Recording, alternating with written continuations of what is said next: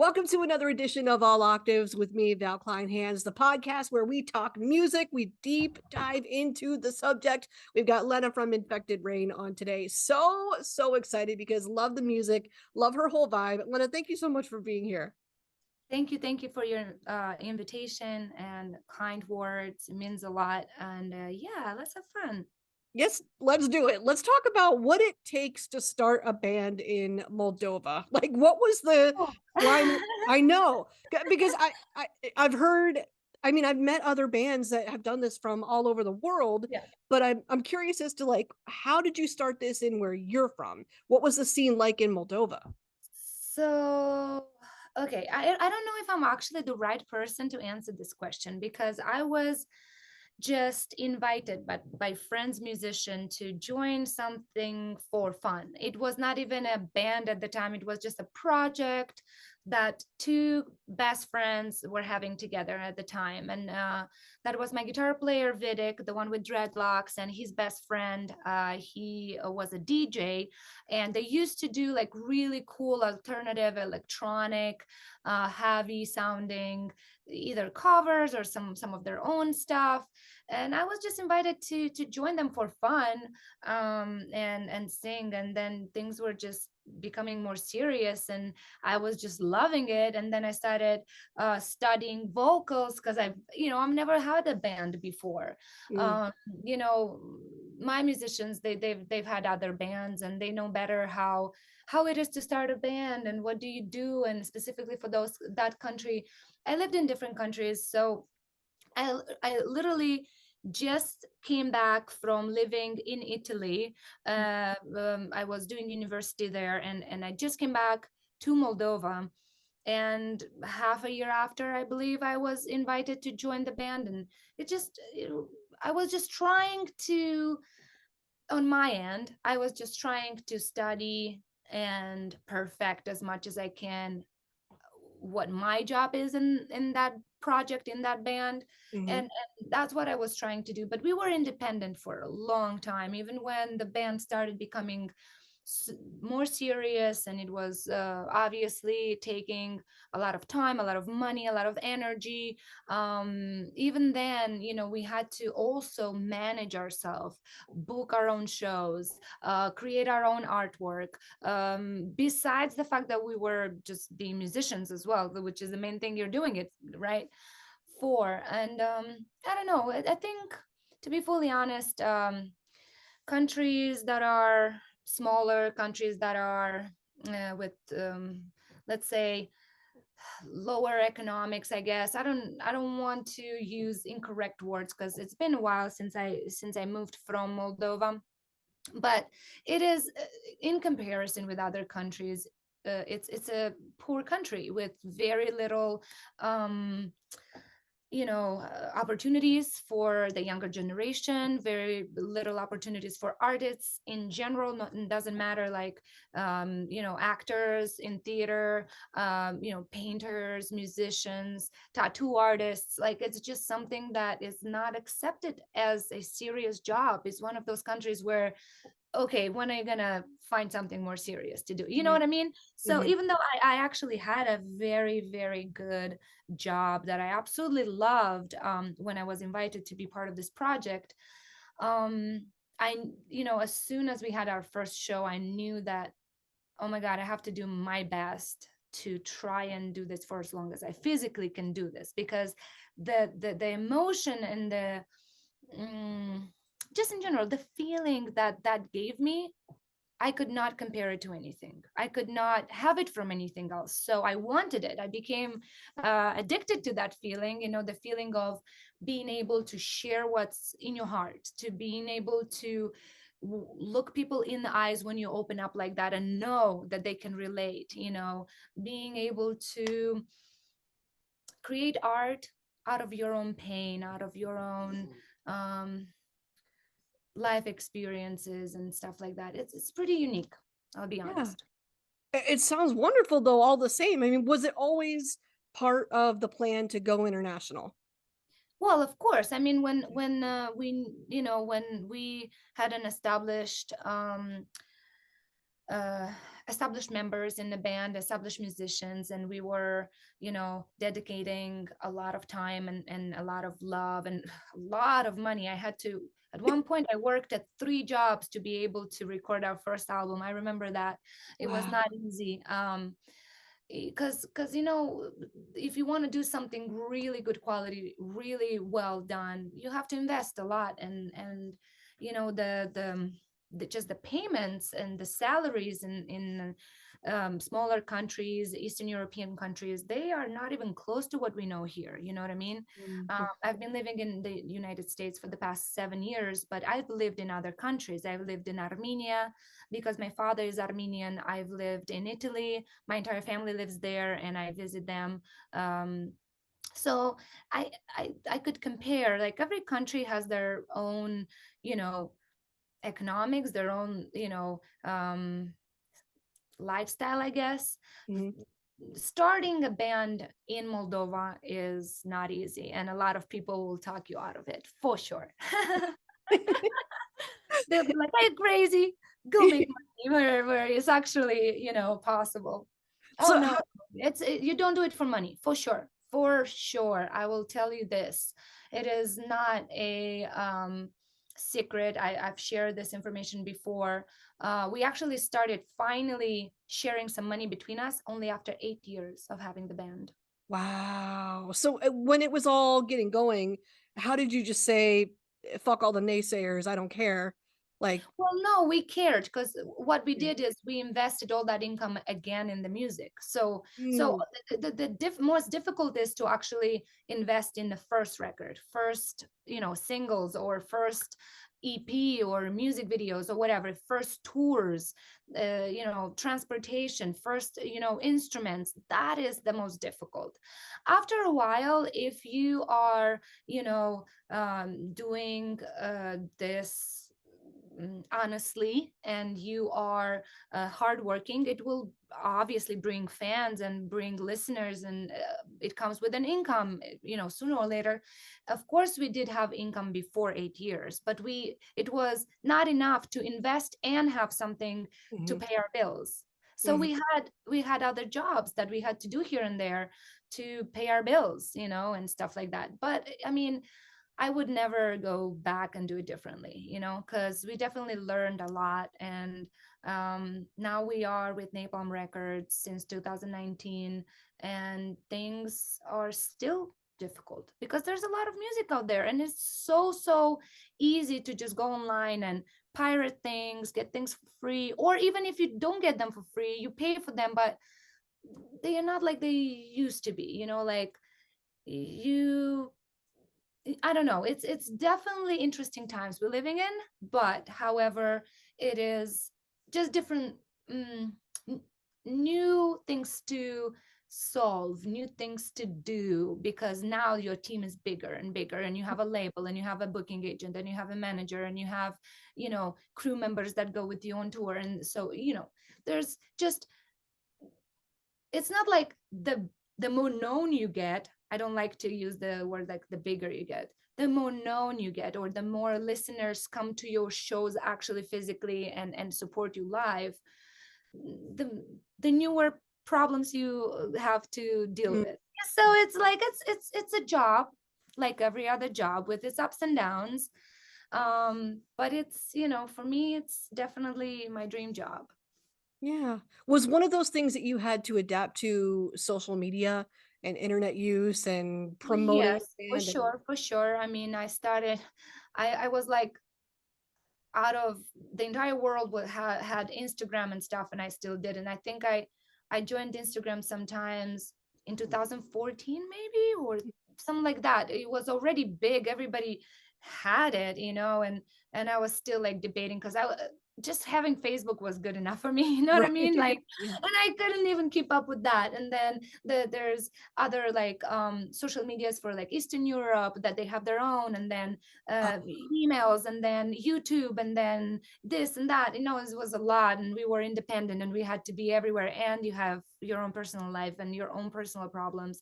So obviously, I had to learn a lot about how social media can uh, help your art. And nowadays, especially, if you're like not active for a reason or another, like it's not even people's fault. It's not that people forget about you. It's not that.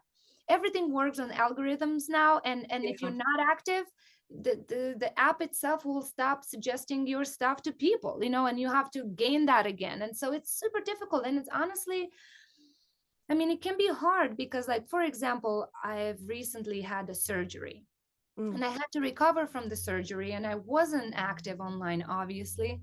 And then finally I was, and you know, it's just like mentally so much because you think that, okay, it's part of your job. Having a social media is not for fun or anything anymore. It's part of your job. And it's good though. It's not a bad thing, you know?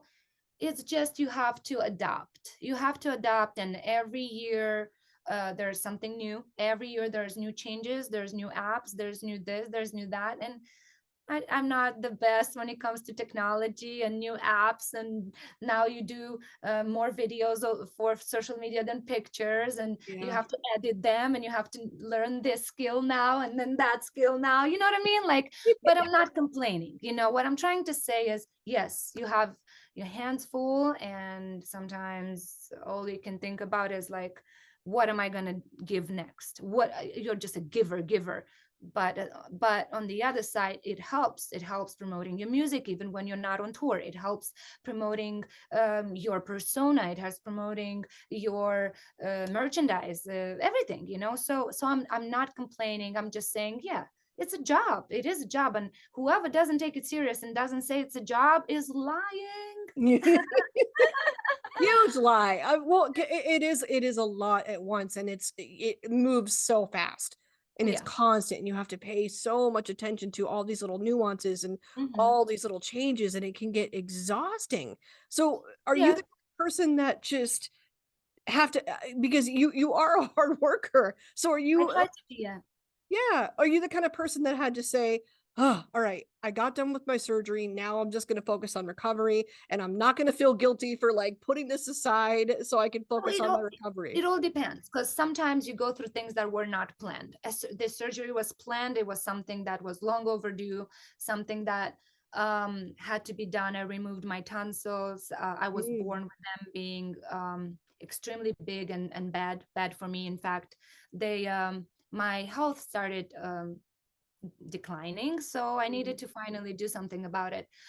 So what I did is basically I notified my very close fan base first, just so nobody's worried, because we definitely have a lot of super close devoted people that care for us so much, and they check on us, and they are there for us. So mhm, I made sure those people are not gonna freak out when we disappear from social media for a little bit.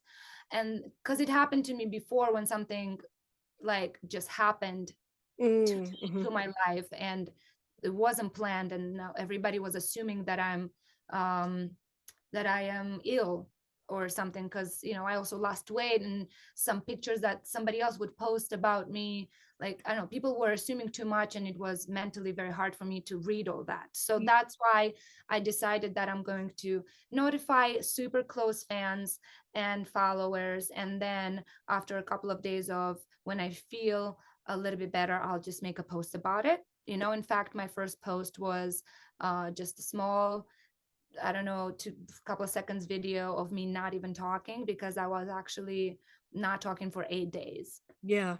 at all, not even like a word. So, but I did like write down what was going on and stuff like that. So I mean, I don't really feel like I owe anything to anybody. Of course not. Of course not. It's not like that. People shouldn't feel that way with any kind of jobs. It's a job. We should come first. Our well-being should come first. However, being cautious about it, and or aware about things that you can do, or don't change, it won't change your situation if you do them, let's say that, then you do them. That's what it is. Yeah. What did you I know you spent years working on your voice, working on your craft, learning, studying. I've heard you Yeah. mention like Michelle Cross, and learning from her and learning tips from on screaming from her. did all of that help you when you were fully recovered after tonsil surgery to kind of Yes, like get it yes. back again?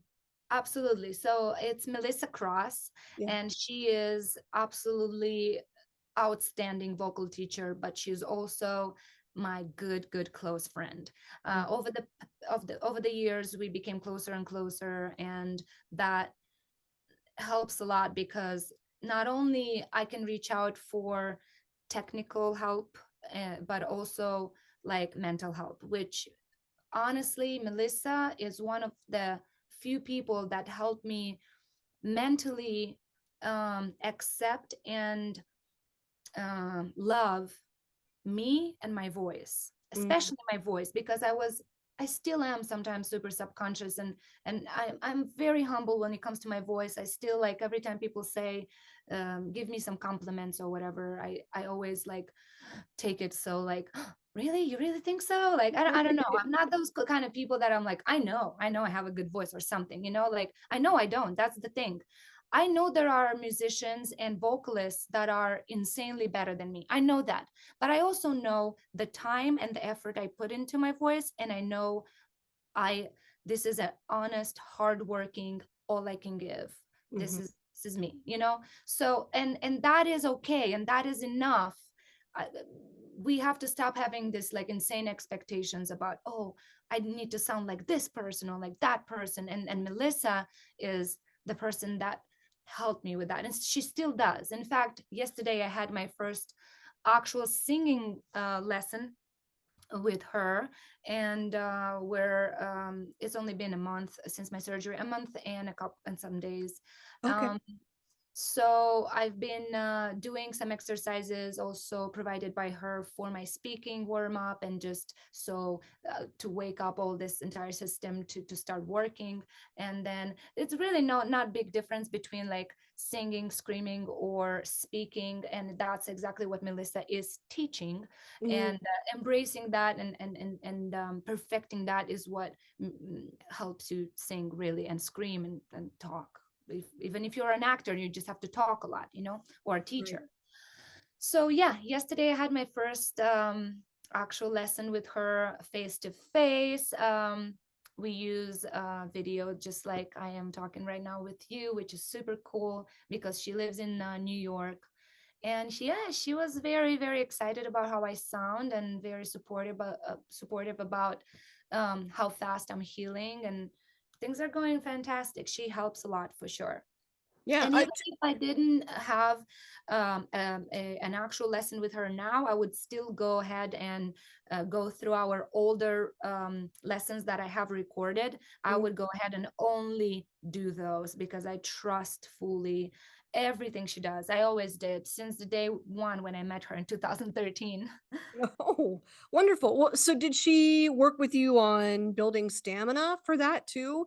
Whether So, it's recovery or like last year was a big touring year for a ton of bands, yeah. and I'm sure you had to build stamina for that as well. Did she help Absolutely. you with that? There are certain exercises and certain things that she can teach you absolutely that help you just understand your body and its abilities. But also many things, especially regarding stamina, come with practice. And unfortunately, not it's not a really unfortunately, but it's very similar to imagine going to the gym for months or years, and then regularly, whatever it can be, twice a week, it can be every day, Mhm. right? It can be for an hour, it can be for 3 hours, it doesn't matter. Your body builds that stamina, your body builds that strength, Mhm. and you are capable of whatever it is that you're doing, right? It helps in your everyday life to have a better posture. It helps at work to have better, I don't know, back muscles. Even if you have a sitting work in the office, it's still important to have strong muscles. So it's the same with vocal cords, absolutely the same. If you drop the gym for a while, whatever it is, for health issues or other issues, and then all of a sudden you try to do it again full speed, you're going to get hurt. So you Yeah. have to take it easy. So you have to like for example, If I know that it's been 3 months that I didn't go on tour, even if I'm right now in my vocal studio right now, I sing, I record. It's totally different when you're on stage. It's a different type of stamina, right? Mhm. So I know I haven't been on tour for, like, let's say for 3 or 4 months, and now I have a tour coming. I am trying my best not only to do my vocal warm-ups, but actually to sing for hours, like my, I don't know, my entire set list, to prepare to sing my entire set list every day. And that's not even close to what you do on stage, because you also jump around, you interact with Right. people, technical situations and issues can happen. Nothing is predictable like that. But you can at least prepare yourself. It's like preparing for a competition when you're an athlete or a boxer or whatever. You're preparing. It's not going to be the same, but you can at least help your body get ready. If you don't do it at all, especially from, I can talk only for myself because everybody's different. Mhm. But honestly, even people that are saying, I don't need any kind of preparation. I will prepare during the first couple of shows and then it's going to be fine. Imagine if you prepare, like, you can be even better version of yourself. Nobody says that you have to be like somebody. Right. And then you're protecting yourself, you're presenting your Yeah, best self, and then yeah, that puts on a better show and yeah, everybody's happy across the board. absolutely, absolutely. But mainly you do it for yourself, because as a vocalist, this is your instrument. You cannot play your instrument or use your instrument if you don't feel good. If you will hurt yourself, or something happens to your body, you're done. The show is done. Yeah. You know. What is your best advice for staying true to yourself, true to your sound? Okay, so it's actually in your question. Be true to yourself. There we go. I swear it is what it is. And I wish I had somebody telling me that when I started, because Yeah. I definitely took too personal and too serious all the comments of people that never even met me, and Yeah. they thought that, Everybody does that. like, I definitely took it way more serious when people were like, oh, she cannot scream at all, or she cannot sing at all, or she, you know, mm, oh, I'm listening to this band only because a girl is in the band. I'm like, what? You know what I What? mean? Oh yeah, yeah, yeah, I've heard of many. But Oh, then that is when I horrible. eventually I do, I do read comments. I may not see all of them all of the time, but I do take an effort, read comments. I do take an effort. I open every single DM, I open every single email. And if I'm not answering you, it's either because you were out of line or rude. But Mm, other than that, I will actually answer you. You contacted me, I answered you, right? Like, yes. I don't look how many followers, who is this person, what is this. I don't care. I've done interviews with little girls that did projects for their schools, like, Oh, that is i adorable. I care about being human, being like, Right. he- I don't know how to explain. So my suggestion for a band that just starts: please do not listen to anybody. Just work hard. If this is your dream, just envision it and work hard for it, because nobody can do that better than you. Nobody. So you have to just do that. That's it. Right. And what are you looking forward to coming forward? You, Infected Rain, anything? Is there anything exciting coming up we should know Oh, about? yeah, absolutely. We have little changes that we are going to announce very soon. We have little announcements that we are going to announce very soon. And I'm very excited for this year and everything to come, because, yeah, we're just creating, and we want to play in every part of the world and share our music. And it's just literally what we are doing, just continuing doing more. That's all. And I've recently joined another band, and I've been part of different projects, and I just love creating. And yeah, a lot of things will see the light of the day soon, so I'm excited. Yes. Oh, that's such good news. I'm so looking forward to it. Well, thank you so much for chatting with me and getting us excited about all this. I so appreciate your time.